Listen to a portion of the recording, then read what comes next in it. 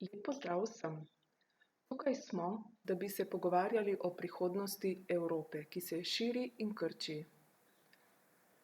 Zlasti o prihodnosti in preteklosti Mitteleurope, Srednje Evrope, te posebne entitete v osrčju celine. To je tudi raison d'être festivala Vilenica.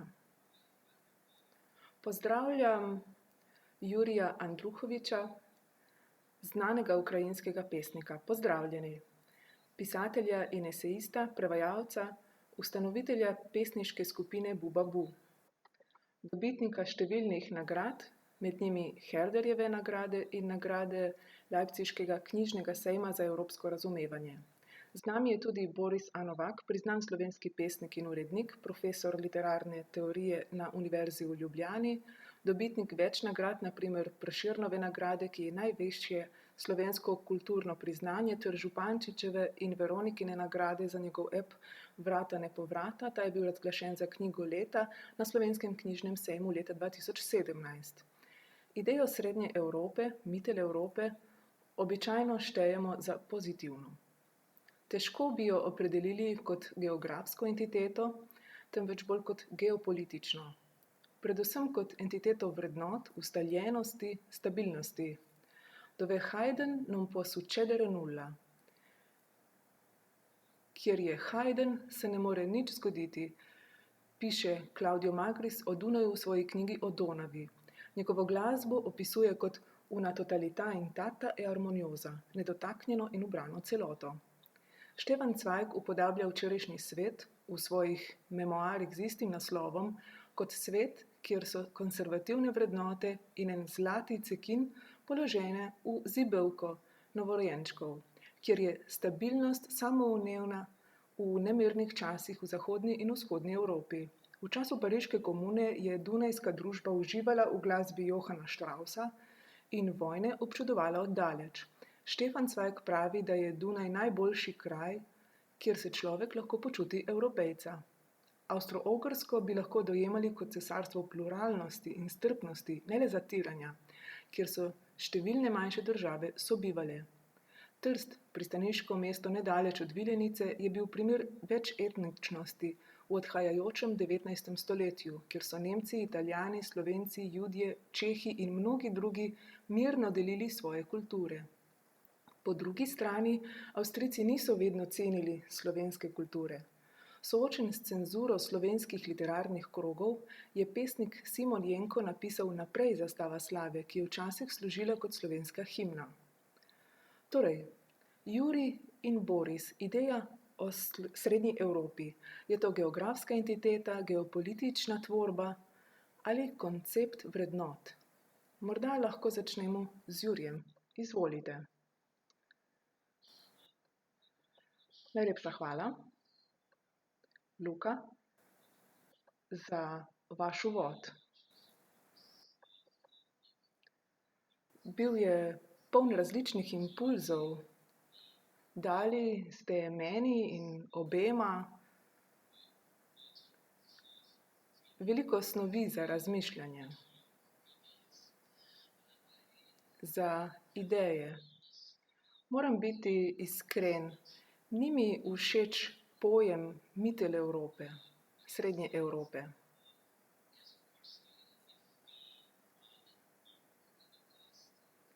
Ja, to je pogled v preteklost.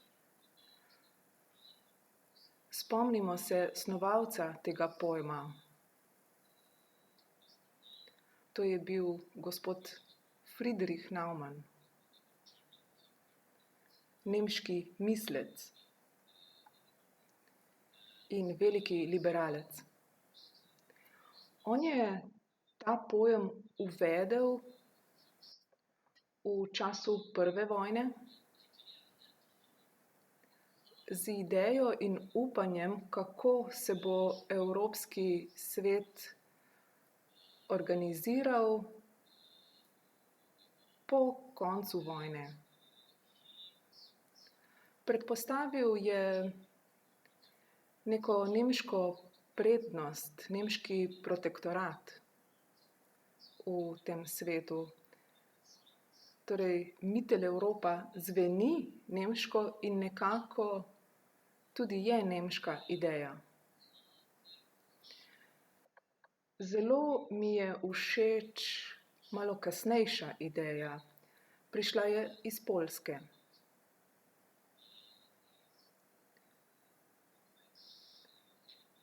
Avtor je enigmatična oseba, nihče ne ve, ne pozna njegovega pravega imena.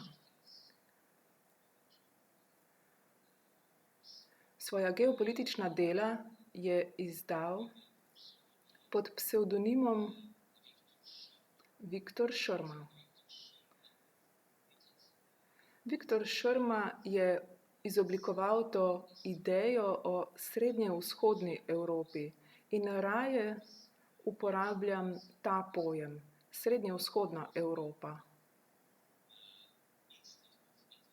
namesto srednje Evrope. Ta pojem je predlagal v svojem delu, izdanem leta 1937. To nam kaže, da so bili turbulentni časi in druga vojna se je približevala.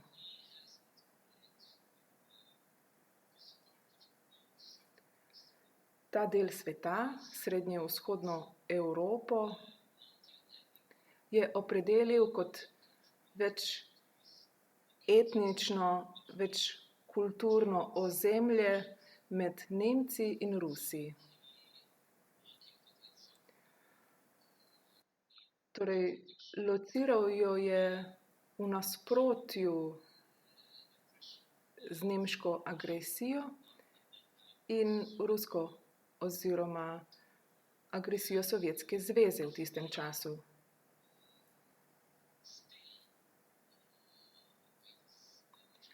Če se držimo tega geopolitičnega pojma, potem tudi ne bi bil zadovoljen. Mislim,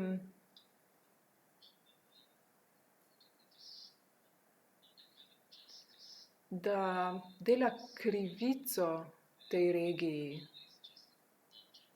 da je samo objekt, samo nekaj med nečim, nekaj, kar nima možnosti, da se sooča z lastno usodo, da realizira lastne ideje.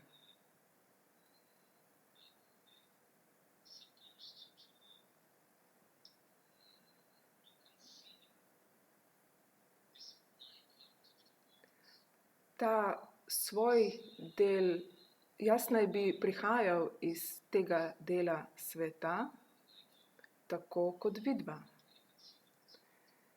In ta del sveta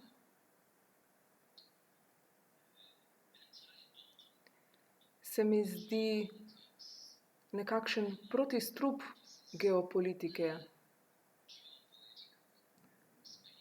To je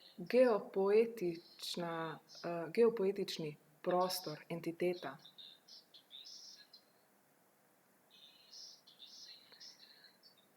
To, da je srednja, je isto pomembna komponenta, kot da je vzhodna. Če je vzhodna, potem je srednja. Ta entiteta je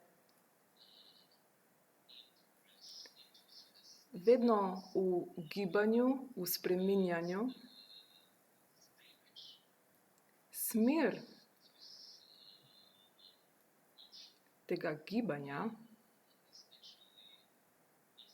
pa je proti vzhodu.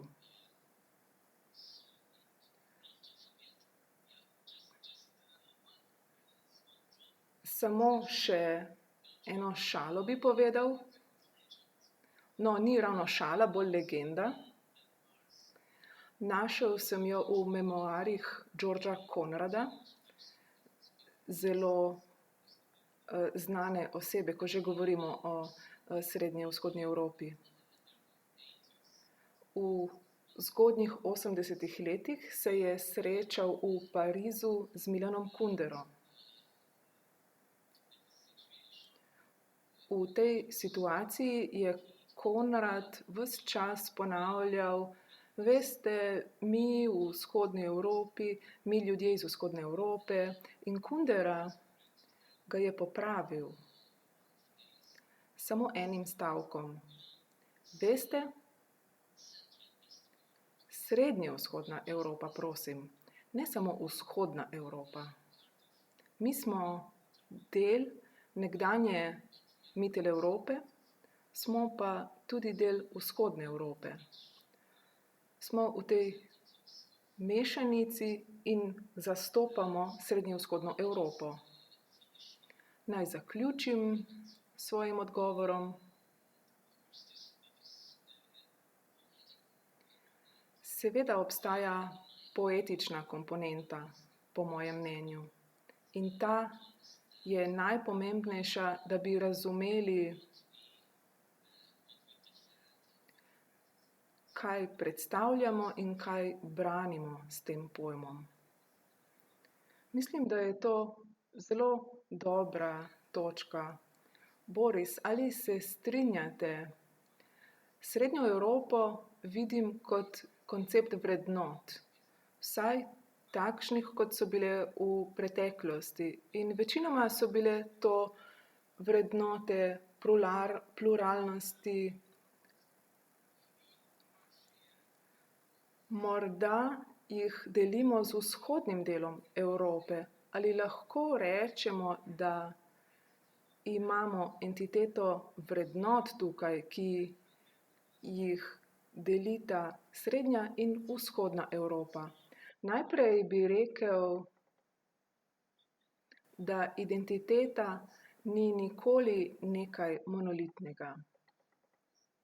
Tudi osebno ne morem reči, da sem samo srednjeevropejec. Rodil sem se v Beogradu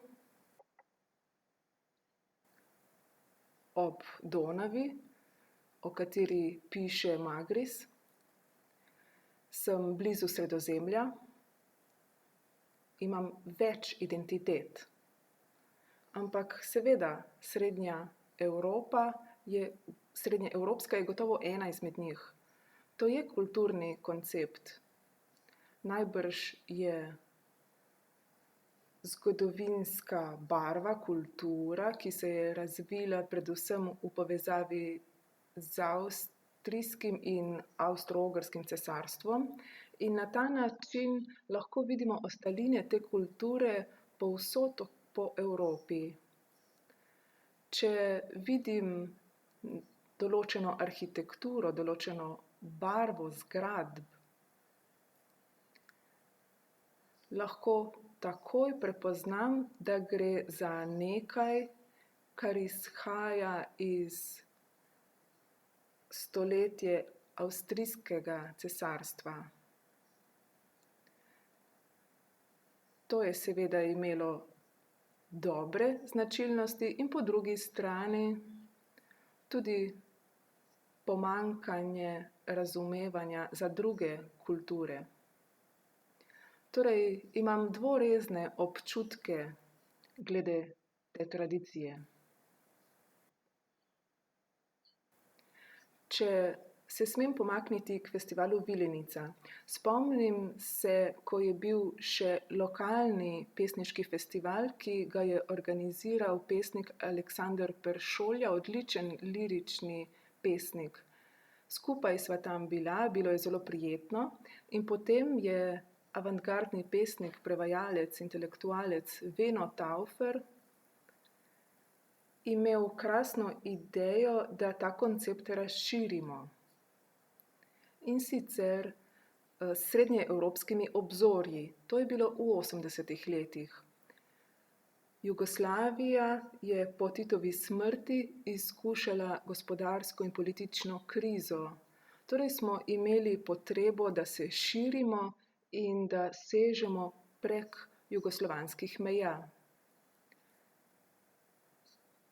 Srednja Evropa je bila za nas neko odprtje, tudi ponovno odkritje kulturnega spomina. V tistem času je bilo to zelo pomembno. S ponovnim odkritjem te skupne tradicije, tega kulturnega spomina, smo dejansko naenkrat odkrili tudi določeno kulturno identiteto, ki je bila takrat pozabljena. In z navdušenjem smo jo sprejeli. O tem konceptu Srednje Evrope, ta koncept je bil posebej ploten v zadnjem obdobju komunističnega režima. V mislih imam vse nekdanje komunistične države. Spomnim se tudi, kako sem prvič srečal Georgea Conrada, ki ga je omenjal Jurij. Bilo je na Dunaju, na konferenci leta 1990, ki je bila namenjena srednjoevropskim književnostim.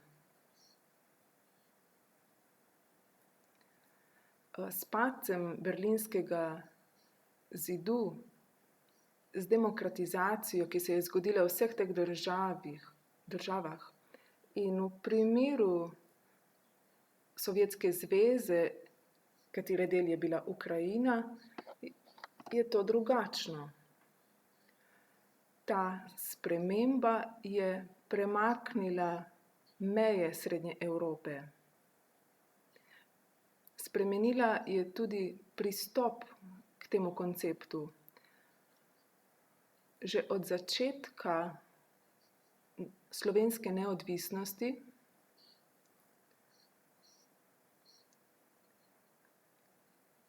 to je bil tudi začetek krvavega razpada Jugoslavije in vojn. Takrat se spomnim Petra Handkeja, ki je bil takrat zvest, proaktiven, tako je, proaktiven, po eni strani zaradi slovenske matere, je bil zelo blizu slovenski kulturi in pisal je knjige o tem, obiskoval je Vilenico. Ko je Slovenija postala neodvisna država, je bil naenkrat zelo razočaran. Utopična dežela se je naenkrat spremenila v pravo državo. Svoje utopične ideje je potem projiciral zlasti na Srbijo. Srednjo Evropo je nato opredelil kot samo meteorološko entiteto. To ni povezano s kulturo in politiko. To je bila kritika Srednje Evrope. Tu imamo torej problem. V različnih zgodovinskih obdobjih smo Evropo razumeli različno. V času Avstrijskega in Avstro-Ogrskega cesarstva je Lviv, mislim, da tako rečete v Ukrajini, je bilo eno izmed najlepših, ne samo srednjeevropskih, evropskih in svetovnih mest, še vedno je. Seveda, absolutno. Po vseh teh spremembah meja pa je prišlo do novega političnega zemljevida. Aha, kličejo me z drugega konca Evrope. Ja, prosim. Na Zoomu sem. Kasneje vas pokličem. V redu, nasvidenje. Opravičujem se. To je vedno lepo. No, Evropa še deluje. Torej, vidimo, kako ta koncept Srednje Evrope drži, je resničen. Še vedno je živa kultura, hkrati pa ima seveda neko temno razsežnost. Nekaj klavstrofobičnega je v Srednji Evropi. v tem trenutku je prisotna zelo negativna politična konotacija povezana s tem, v nasprotju z našimi upi izpred 30 let. K temu se bomo še vrnili, sodobnemu videnju Srednje Evrope. Samo na hitro bi se rad vrnil k literarnemu delu srednjeevropskega vprašanja. Ali vidite povezovalno silo v srednje- in vzhodnoevropski literaturi, tako kot o tem piše Claudio Magris v svoji knjigi o Donavi, ki ste jo omenili? Obstaja bistvo srednjeevropske literature? Ali so to preprosto literature napisane vzdolž Donave in njenih pritokov? Mora biti nekaj inherentnega tej literaturi, ki je srednja oziroma vzhodna. Jurij, kaj menite? Najprej bi se odzval na zelo natančno in ironično opredelitev srednjevzhodne Evrope, ki je klavstrofobična, tako kot je rekel Boris.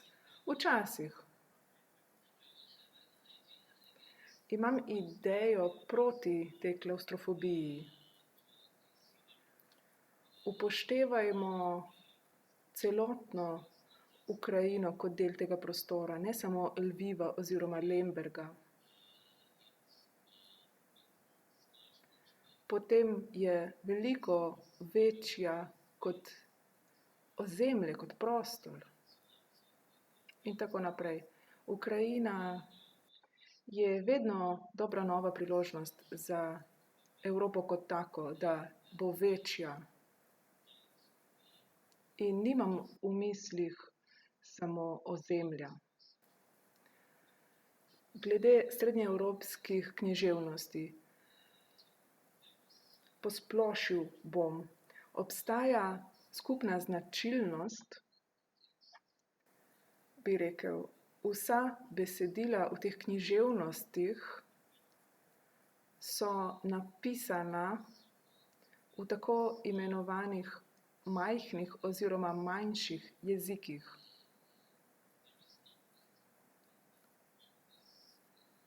Noben pisatelj ne obstaja v tem kulturnem prostoru, kjer ljudje govorijo češko, slovaško, poljsko, slovensko, srbsko, ukrajinsko ali romunsko. Nimajo take možnosti, da bi bili razumljeni in prevedeni nemudoma.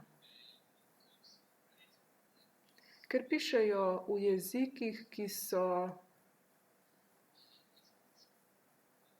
nekoliko, to je grda beseda, provincialni, ki niso svetovni.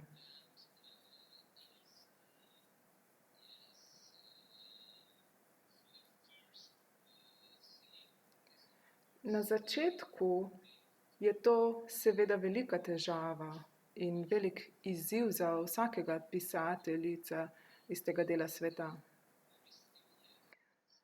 Hkrati pa je zelo poživljajoče.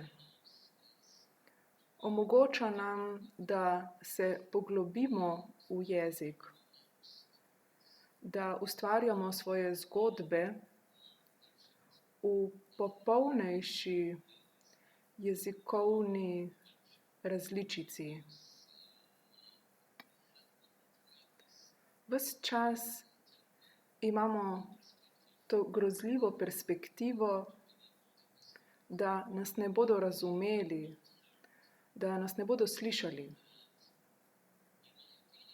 Po mojem mnenju je srednjeevropski pisatelj številka 1, če govorimo o klasičnih preteklih časih, je Bruno Schulz. On je pooseblja srednjevzhodno Evropo. Pisatelj, ki je Jud,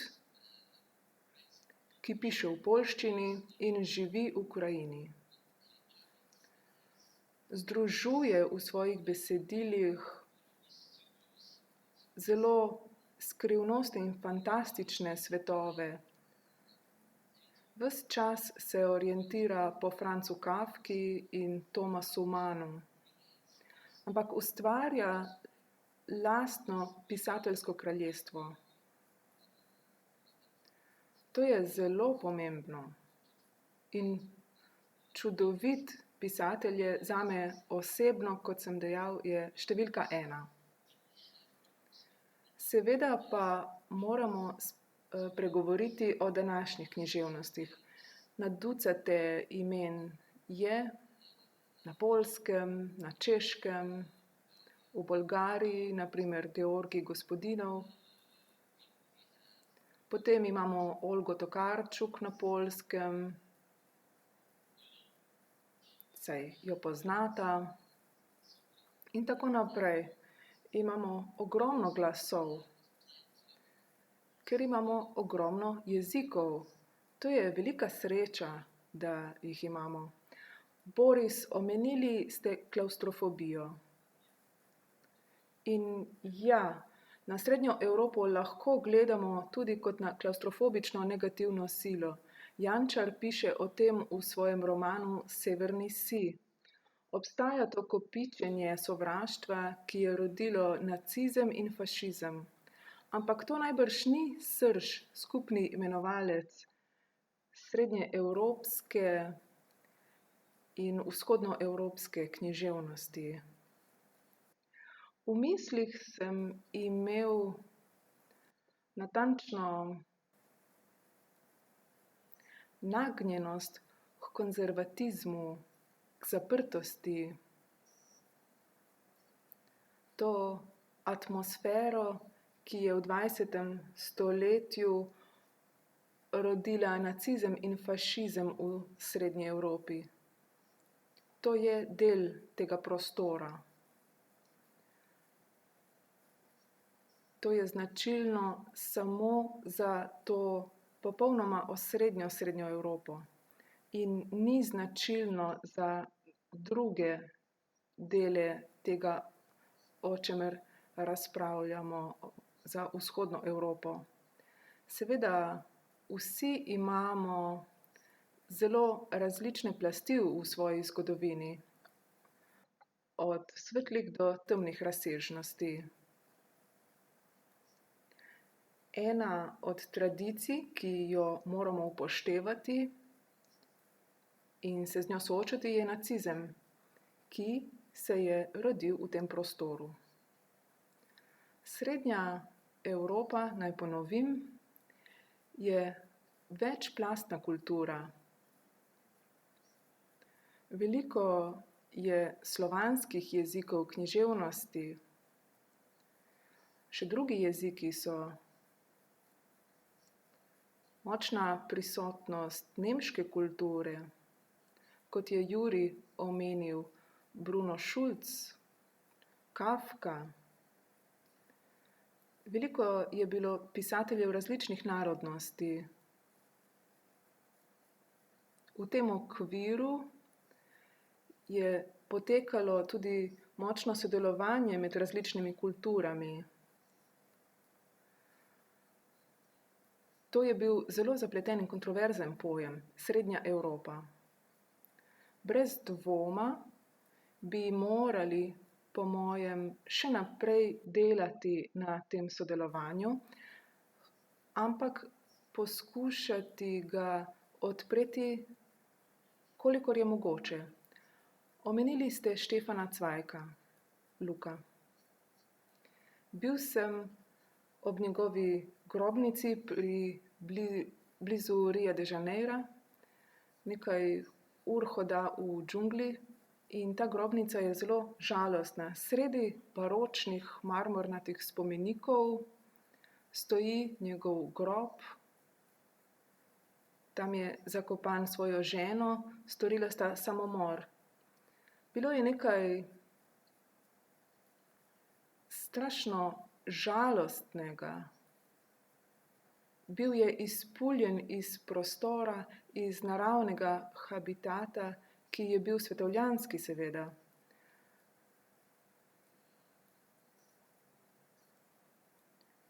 Srednja Evropa je prostor, iz katerega tudi sam izhajam. Moj dedek na strani očeta je bil oficir avstrijske vojske, hkrati je bil slovanofil, upornik proti avstrijskemu štabu ob koncu Prve svetovne vojne, eden od upornikov proti Avstriji. Po drugi strani, moja babica je bila Nemka. Čutila je veliko sočutje in solidarnost z boji Slovanov za neodvisnost in dostojanstvo jezikov in kultur. Dejansko vsi izhajamo iz različnih ozadij.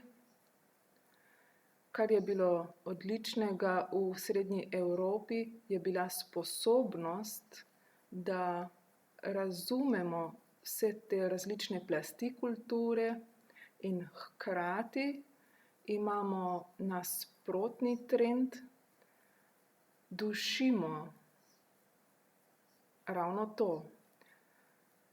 In če govorim v okviru Jugoslavije, Jugoslavija je bila poseben pojav, ki se je pojavil ob koncu Prve svetovne vojne zaradi potrebe vseh teh narodnosti, da oblikujejo državo. Sicer bi jih pogoltnili večji imperiji, hkrati pa se je zelo slabo končala. Ni se demokratizirala ob koncu stoletja, tako kot Sovjetska zveza. Velik del Jugoslavije je zaznamovala srednjeevropska kultura. Gotovo večji del Hrvaške, tudi Vojvodina, Beograd, moje rodno mesto. Beograd je srednjeevropsko mesto in ne le to. To je torej zelo elastičen pojem, Srednja Evropa. Ja. Pomaknimo se od zgodovinske Evrope, svetovnih vojn, k sodobnejši Evropi po vojnah. Citirajmo Alberta Camusa, ki se je v Atenah leta 1955 spraševal o prihodnosti evropske civilizacije, ne samo Srednje Evrope, ampak Evrope kot celote. Priznal je, da nima odgovora, potem pa je prihodnost Evrope opredelil kot pluralistično civilizacijo, kjer ima ravnovesje poglavitno vlogo. Ampak saj veste, Evropa v 50-ih je bila daleč od ravnovesja. V Franciji so jo poimenovali Le Trente Glorieuse, v Italiji Il Boom Economico, v Nemčiji Die Konjunktur. Po drugi strani smo imeli Varšavski pakt, Slovenija je bila v komunistični Jugoslaviji in Ukrajina v dobi neposredno po Stalinu. Smo dosegli ravnovesje, ravnotežje v EU-ju, Schengna, ki je zdaj pod vprašajem. Juri.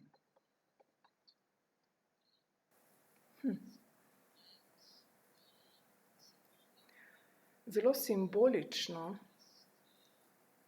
ali vsaj izredno je, da je Albert Camus oblikoval svojo idejo leta 1955. Leta 1956 se je zgodila sovjetska invazija Madžarske. Zgodila se je Madžarska revolucija, ki je bila popolnoma zatrta, pokrita s krvjo strani sovjetskih vojakov. Albert Camus zaradi močnih kritičnih mnenj proti sovjetski invaziji je postal sovražnik Sovjetske zveze. Obstaja velika možnost, da je bil malo kasneje, leta 1960, ubit strani sovjetskega KGB-ja. Najbrž poznata knjigo italijanskega avtorja Giovannija Catellija. Naslov je Camijeva smrt. Kar zanimiv material za branje. Rad bi povedal, da je bil Camus vizionar. Imel je to dobro idejo o ravnovesju.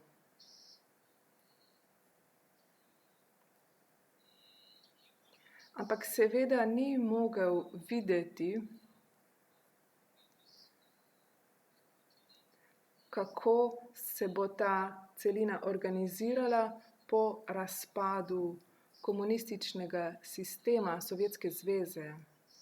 Ni mogel videti čudovite prihodnosti z Evropsko unijo. Mislim, da ne moremo videti čudovite sodobnosti. Še vedno je bilo veliko dvomov, kritik, skušnjav.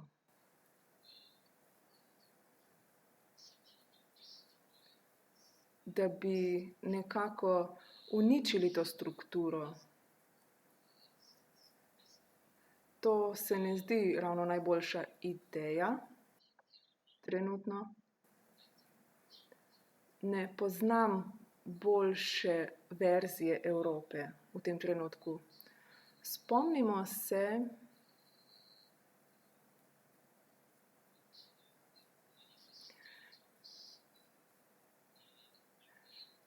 kaj so storili protestniki v Berlinu pred 2 dnevoma. Verjetno sta zasledila.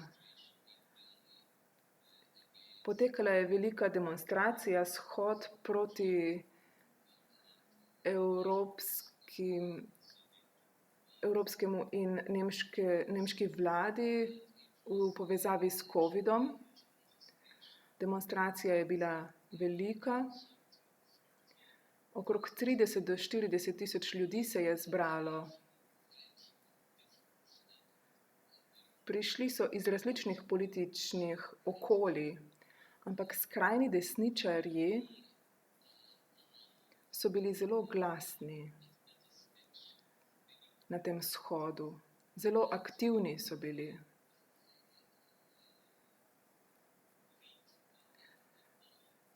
Danes sem prebral, da so bili iz Alternative za Nemčijo, iz te politične stranke, ki je skrajno desna. Oni podpirajo Putinovo Rusijo zelo močno in zelo glasno.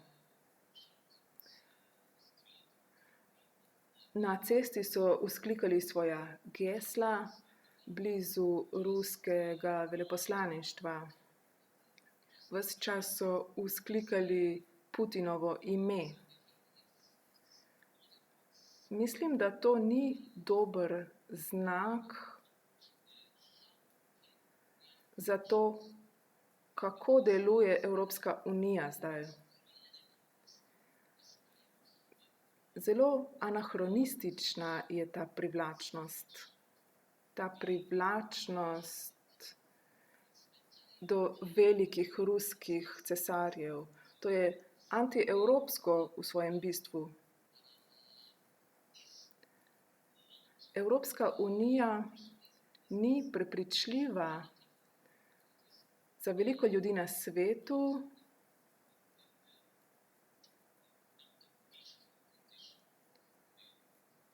ni dobra možnost za to celino.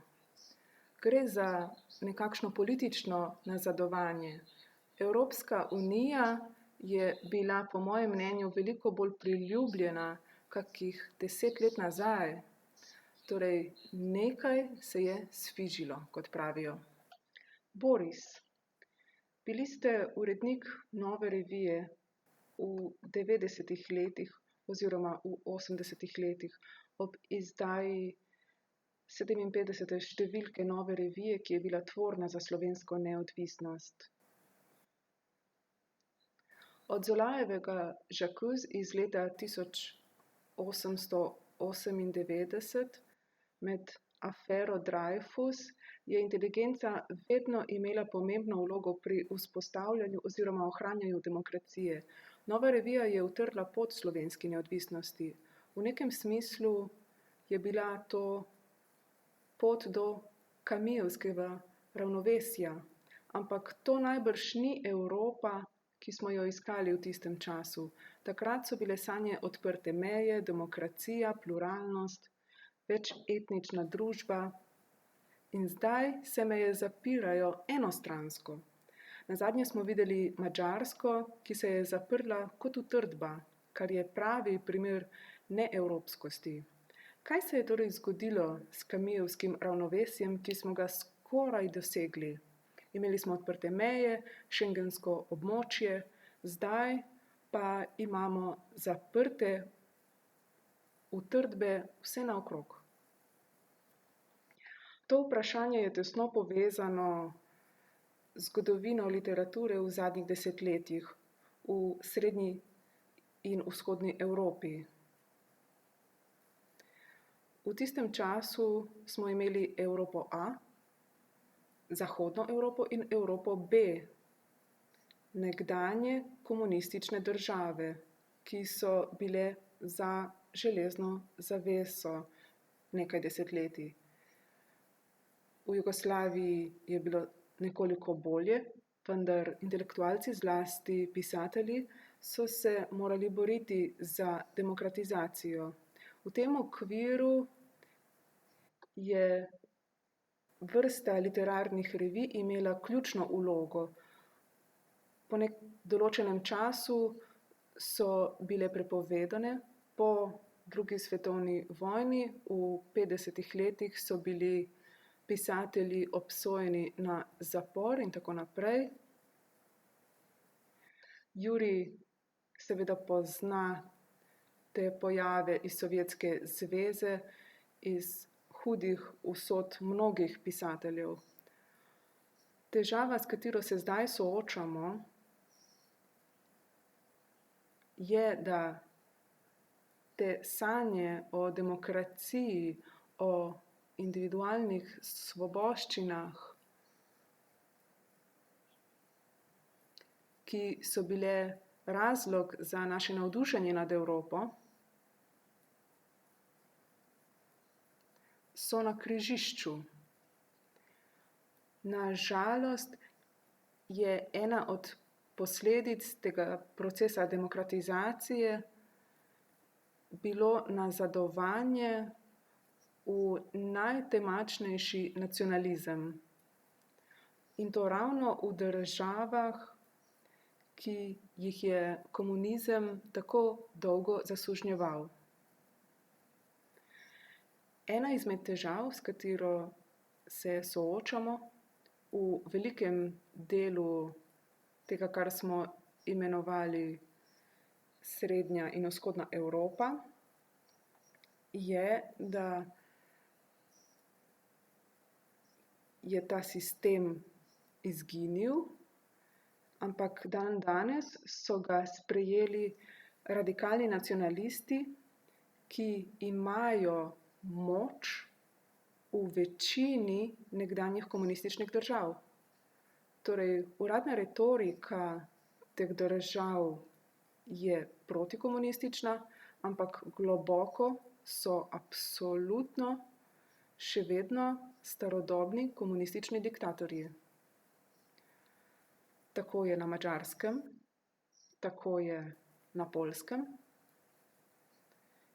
in seveda tudi v drugih državah, vključno s Slovenijo trenutno. Tukaj je torej položaj pisateljev naenkrat popolnoma drugačen, veliko tvegamo,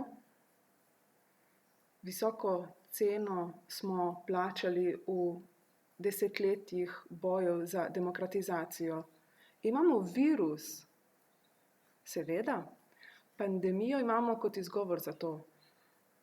Vojne, ki so bile največja kuga 20. stoletja, smo zamenjali za to pandemijo. Kot izgovor za nacionalno enotnost, zdaj poskušamo vse zapreti. Ali imate to v mislih?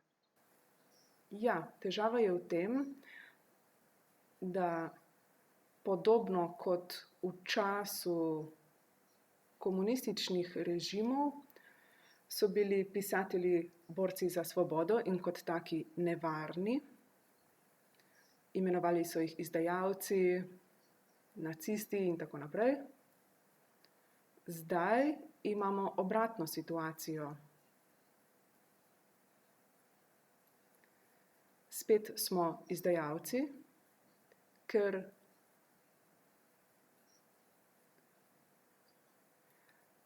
nočemo tovrstnega klavstrofobičnega občutka in pomanjkanja demokracije in zaprtja družbe.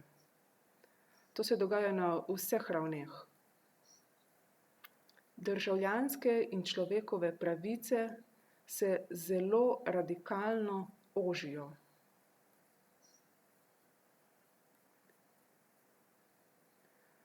Tukaj imamo torej zelo resen problem, resno situacijo. Paradoks je, da točno tisti ljudje, ki zdaj kričijo proti komunizmu pod vodstvom Viktorja Orbana z Madžarske, so tisti, ki poskušajo močno omejiti našo svobodo. Predvidevam, da je situacija v Ukrajini drugačna,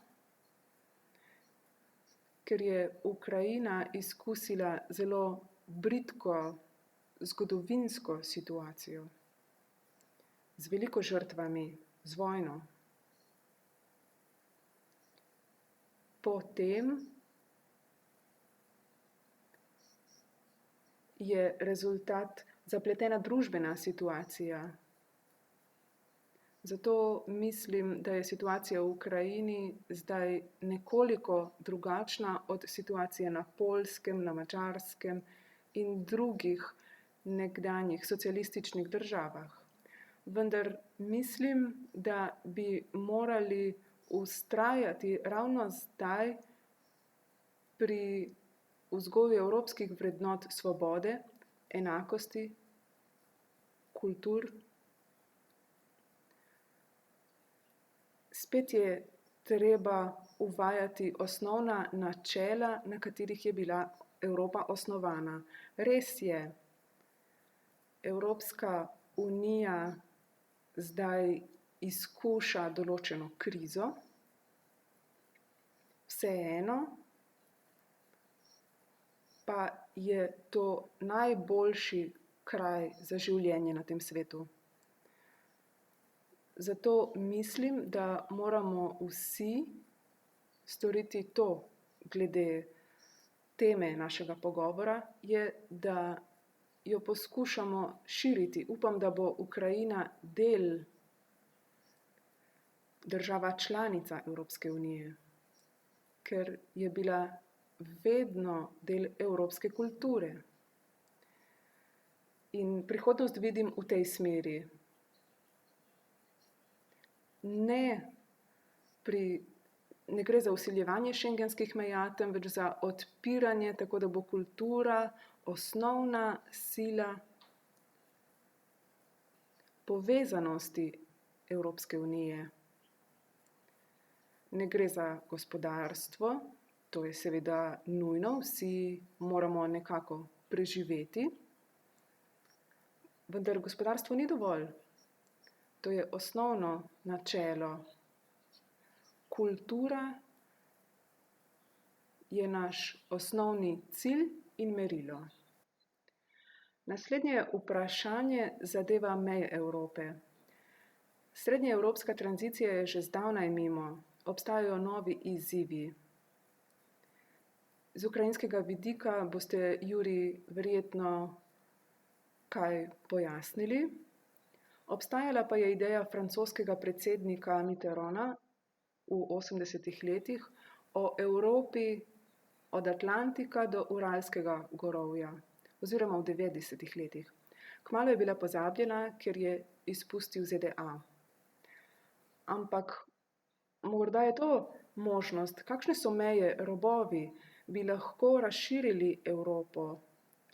Dejansko Ukrajina je Evropa, bi lahko bila del večje politične entitete.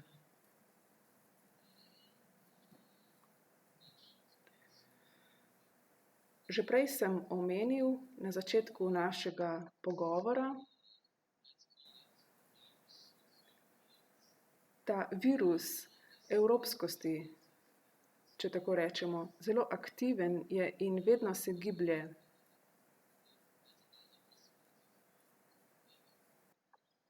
Glede tega, da bo Evropa večja. Ukrajina je država, ki dokazuje svoja prizadevanja, da bi postala del evropske družine, ne bom rekel Evropske unije, uporabimo bolj poetičen naziv, kot je Česlav Miloš dejal v svoji knjigi Rodna Evropa. Ukrajina dokazuje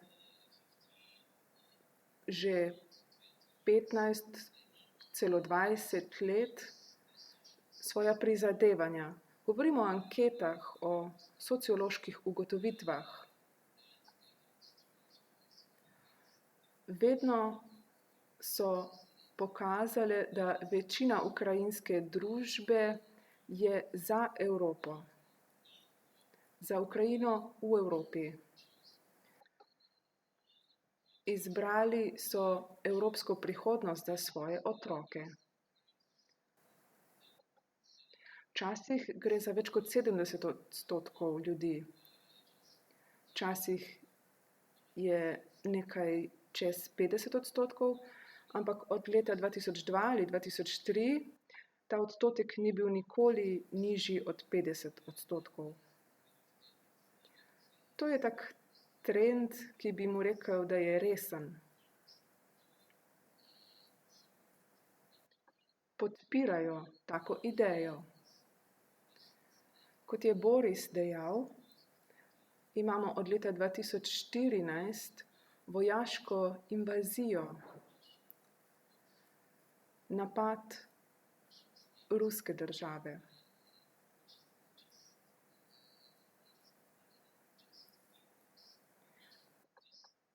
Zgodil se je samo zaradi teh ukrajinskih evropskih idej. Ukrajinci želijo biti del Evrope. To je torej neka kazen za nas. To je poskus, da bi ustavili te trende, da bi spremenili Ukrajino navzven.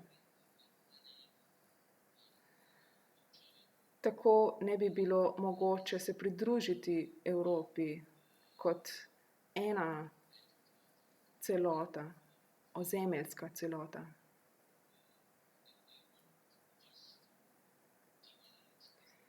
To državo želijo razdeliti na 3 ali 4 dele. Zato se osredotočajo na idejo o različnih narodih, jezikih, kulturah, na protislovja. Deloma je to res, ampak ne gre za antagonističen konflikt. Ukrajina je pač taka. Leta 2016 smo s prijatelji imeli srečanje v največjem vzhodnoukrajinskem mestu. Imenuje se Harkiv. Morda poznate rusko poimenovanje Harkov. To je zelo veliko središče industrije in tehnoloških znanosti. Imeli smo srečanje na univerzi v Harkivu o vzhodnih mejah Evrope. In kje so? Moj prijatelj je oblikoval svojo idejo. Dandanes je ta meja frontna črta, kjer so ukrajinski branitelji države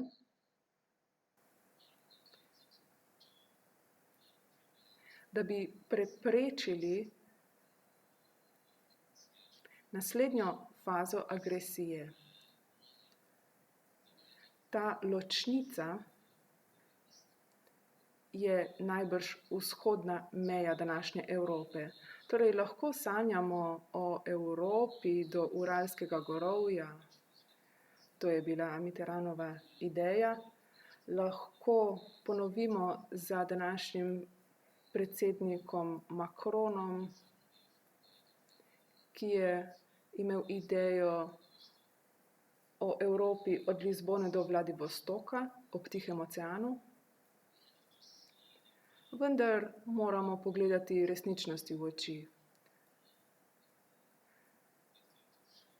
Resničnost je diktatura v Rusiji, ruski geopolitični interesi. Ti želijo vse dele nekdanje Sovjetske zveze imeti pod nadzorom. Poiskati moramo nekakšno rešitev. Vidimo situacijo v Belorusiji. Vidimo ta nova zavezništva, nov pakt med Lukašenkom in Putinom, med manjšim diktatorjem in večjim. Želita zaustaviti zgodovino, želita blokirati trende v Belorusiji. To je prebojenje naroda dandanes. V Ukrajini smo to izkusili pred kakimi 20 leti. Isti proces se je zdaj začel v Belorusiji. Torej, Evropa ima vse možnosti, da postane večja. In to pomeni, da bo postala varnejša, bogatejša.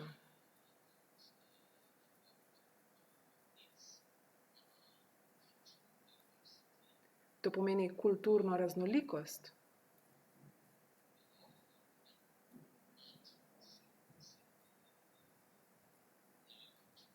In bo dodala nove kulture. Še eno točko bi rad poudaril, preden zaključimo. To je koncept Michela Foucaulta o biooblasti.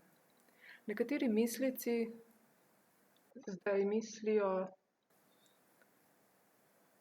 da sta današnja Evropa in svet talca skritih struktur države, da nam ne vlada več politika od zgoraj, torej izvoljeni politiki, temveč od spodaj, na podlagi strokovnega znanja in gospodarskega vodenja zdravstva in njegovih struktur, ker imamo to pandemijo. Ker spremljam sodobne filozofe, se sprašujem, ali je Evropa priča Foucaultjevskemu zasuku od odprte do skrite oblasti. Smo dejansko talci strokovnjakov in ne več izvoljenih predstavnikov. Bi to lahko bila resnična težava, Boris?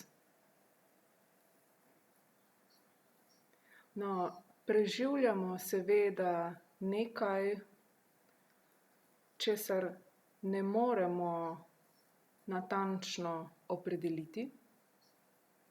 nekaj, kar je odprto, temačno, kar se lahko zasuka v katastrofo. Hkrati, kot smo že omenili,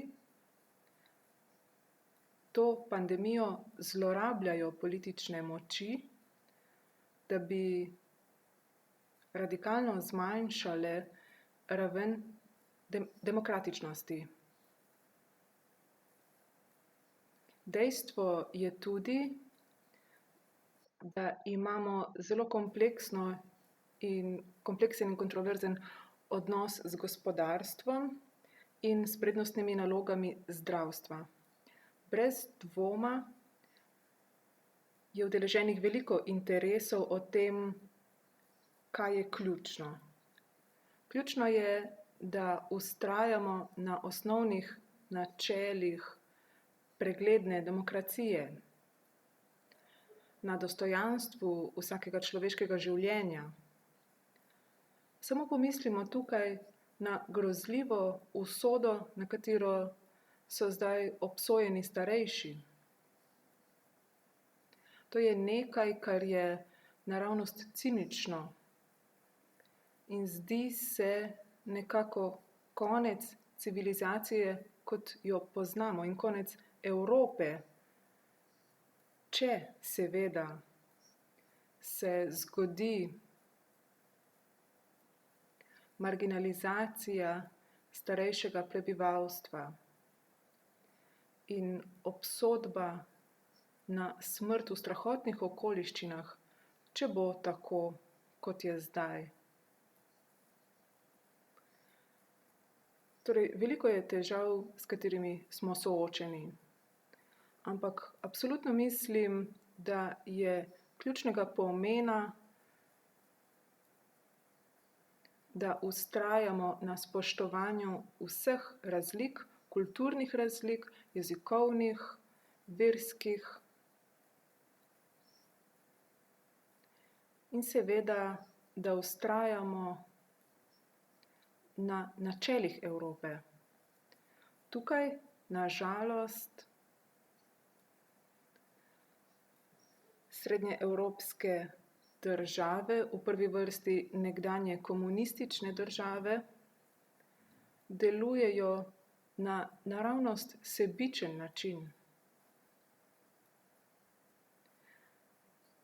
Zdaj sem tu na Bledu, potekalo je srečanje premierjev in predsednikov srednjeevropskih držav, s poročilom, s katerim sploh nisem zadovoljen. S poročilom, ki je temačno, ki vztraja na nacionalizmu, na izključevanju drugih, na nekaterih ideoloških fantazmah, ki sodijo globoko v 20. stoletje in tako naprej.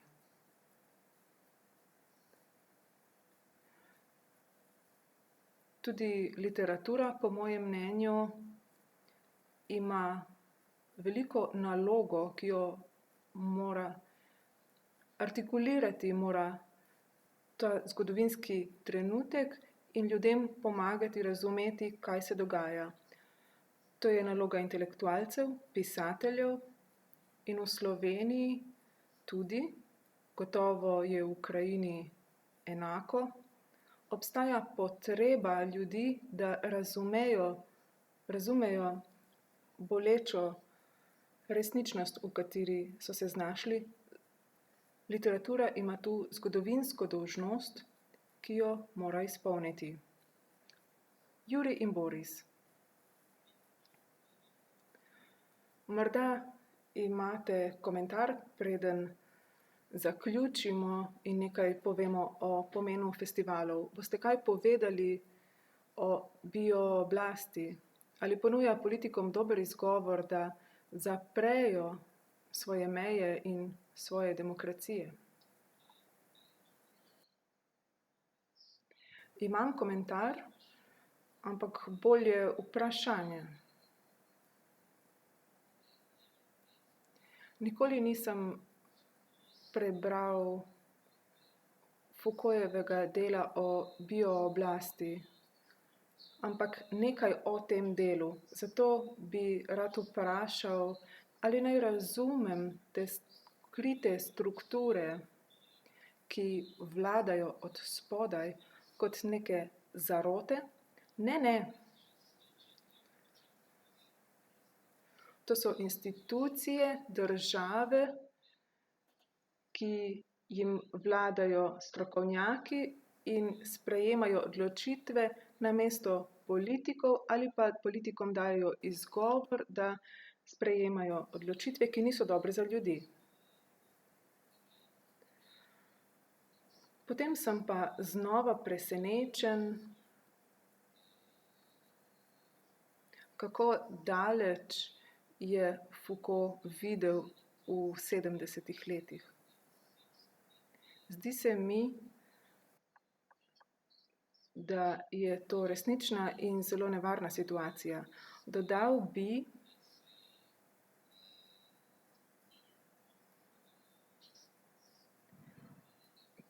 k tej moči strokovnjakov. Imamo še eno situacijo z mediji, z družbenimi mediji. Imajo možnost, da ves čas ustvarjajo ponaredke. To je danes ključno, zelo pomemben del teh tako imenovanih skritih struktur, te biooblasti. Ljudi večinoma odvrnejo od knjig, od našega klasičnega načina, da prepričujemo, da govorimo zgodbe, da ustvarjamo svoje svetove, ampak ljudi privlačijo hitre, bleščeče in senzacionalne informacije. To je zelo dobra osnova za take skrite strukture. Točno. Še zadnje vprašanje. Bi lahko festivali pri tem pomagali? Giorgio Agamben, italijanski filozof, ne verjame v družbo, ki temelji na omejevanju socialnih stikov in svet vedno bolj komunicira na digitalen način, hkrati pa izgublja fizični stik. To ni bilo mogoče med prejšnjimi krizami, ker internetna pasovna širina enostavno ni bila dovolj močna. Je digitalno druženje dovolj ali so to le lažne novice? Je tokrat digitalno zavedno ubilo fizični stik? In kakšna je prihodnost festivalov? Bi lahko v tem smislu pomagali, tako literarni kot glasbeni? Druženje, komuniciranje z ljudmi? Kakšna je prihodnost Viljenice kot srednjeevropskega oziroma vzhodnoevropskega festivala par excellence? Boris. No, spomnim se 80-ih in tudi še v 90-ih letih. Knez Turnun Taksis nas je takrat sprejemal na terasi njegovega čudovitega gradu v Devinu, to je slovenska vas v bližini Trsta, jaz sem bil tam. Žal mi je, da takrat nisem bil tam, ko ste prejeli svojo nagrado. Takrat sem imel operacijo kolena, sicer bi vam prišel čestitati. Aha. To je bil seveda Rilkejev Devin. Rilke je seveda eden od velikih pesnikov in intelektualcev Srednje Evrope. In ne le to, ampak v svojem bistvu je srednjeevropejec. Torej, festivali dejansko pomagajo. Potrebujemo komunikacijo in seveda komunikacijo med pisatelji, prevajalci, ki spadajo v različne skupnosti, jezike. Na festivalih je posebna atmosfera, gradijo se mostovi, to je pomembno za naše delo, za širjenje naših obzorij. In to je eden izmed najboljših načinov, kako deluje literatura, prav gotovo. Juri, kaj pravite na festivale? Zelo pogrešam festival Vilenica.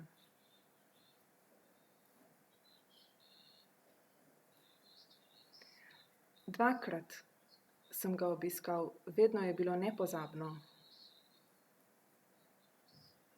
Rad bi še povedal, da smo v zadnjih letih v Ukrajini imeli pojav z mnogimi novimi festivali na različnih koncih države. To je bil eden od poudarkov kulturne politike in dejavnosti po drugi revoluciji leta 2014.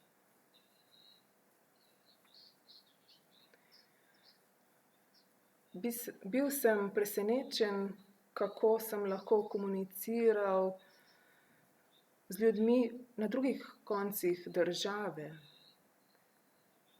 Seveda lahko bralci berejo moje knjige, seveda lahko vidijo moj obraz na YouTubu in tako naprej. Ampak če pisatelj pride osebno in je tu in je skupaj s kolegi in takoj razpravljajo o vsem,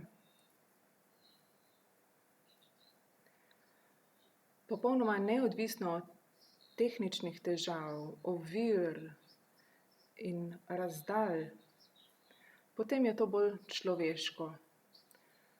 Bolj človeško je. In mi moramo ostati človeški, moramo ohraniti človečnost. Zato upam, da se bomo kljub virusu spet srečali v živo. Tudi zdaj bi si želel biti bliže vama obema. Upajmo. No, to je lahko naša zadnja beseda. Človečnost, to, da smo človeški, to je sporočilo, ki smo ga želeli podati našemu občinstvu. Škoda, da se nismo videli v živo. Upajmo, da se bomo drugo leto. Dotaknili smo se veliko tem in človečnost je še vedno tisto, kar iščemo. Odprta Evropa, demokratična družba, to je tisto, za kar se pisatelji borimo. Hvala obema, Boris in Juri. Naslednje leto bomo ponovili isto razpravo. Tako je, ampak v živo. Hvala. Hvala Luka in Boris.